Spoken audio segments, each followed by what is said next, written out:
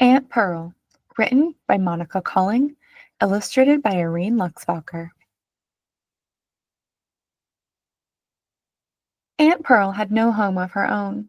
She slept wherever she could. Sometimes she crashed on a friend's couch. Sometimes she holed up in a hostel. In summer, she slept on city benches. "That's not how it should be," said Mom. "Pearl will live with us."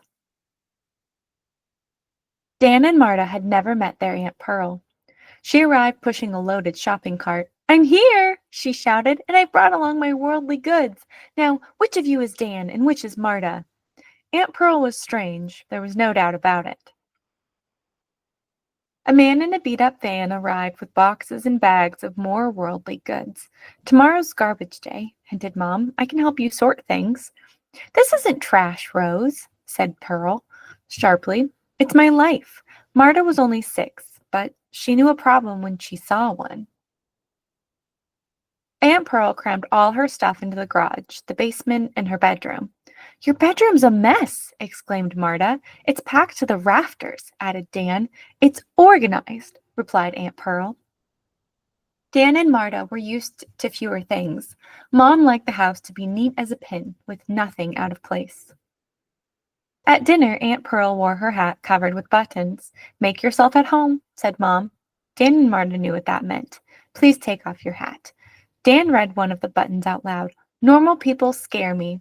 "I live by those words," said Aunt Pearl, chewing chicken. Dan read another. "Keep calm and hop along." Marta sprang up from her chair and hopped all over the room like a bunny. Mom said she had a headache and went to get an aspirin. During the day, Dan and Marta went to summer camp. Dan liked it. He was learning how to use a camera. Marta didn't like it. She wasn't learning anything. "I'm off to see what passes for trash around here," said Aunt Pearl one morning. "I'm coming!" yelled Marta, and lickety-split she was out the door. "She really doesn't like camp," said Dan. The houses on the street stood side by side with garbage bins out front. "Are you homeless?" asked Marta. Aunt Pearl gave her a look. "I live with you, don't I?" "I mean before." Aunt Pearl didn't reply. She was rummaging through a bin. "Well, looky here." Aunt Pearl shoved a doll with scrappy hair and one eye into Marta's face. "For you," she said. Marta shrieked. "That doll's creepy." Aunt Pearl tossed it into her shopping cart. "Why do you go through garbage?" asked Marta. "People are forever throwing away perfectly good things," replied Aunt Pearl. "I give stuff a second chance, like that chair over there." Marta raced over and plopped into the kitty armchair. "I'm giving this chair a second chance," she shouted gleefully. The two scavengers trekked home with their treasures. Mom didn't want to give the chair a second chance. "Mom, please," whined Marta. "That filthy chair is not coming into my clean house." And that was that. Marta asked Aunt Pearl to come to camp, but she was busy in the garage.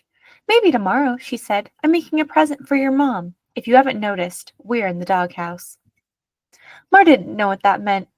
"It means that if there were a doghouse in your backyard, you and I would be living in it." Marta thought that was hilarious. She got down on all fours and barked. "You are one strange girl," muttered Aunt Pearl. The next day at camp, some of the kids laughed at Aunt Pearl, but she didn't notice. She dumped out a sack of bottle caps. "You guys are going to help me make a new top for this table." When Mom saw the wacky table in front of her white couch, she didn't look happy. Then slowly she smiled. "Yay! We don't have to live in the doghouse!" yelled Marta. When Aunt Pearl wasn't looking for things that needed second chances, she tried to help around the house. Most of the time that didn't work out. She was hopeless at keeping her room tidy. Once she tried to cook dinner, but hot dogs and baked beans weren't Mom's idea of a healthy meal. As summer began to think about turning into fall, Aunt Pearl grew more and more quiet.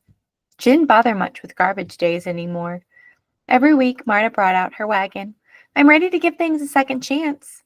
But Aunt Pearl just stared into the ravine at the bottom of the yard where the trees grew tangled and green. Marta knew when someone wanted to be alone.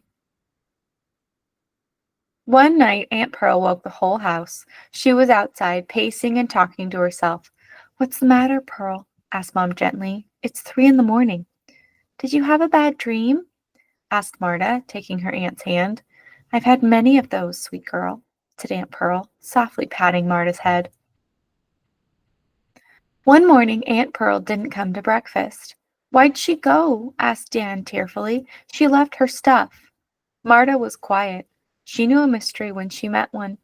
She also knew she would miss Aunt Pearl on garbage days and every other day too,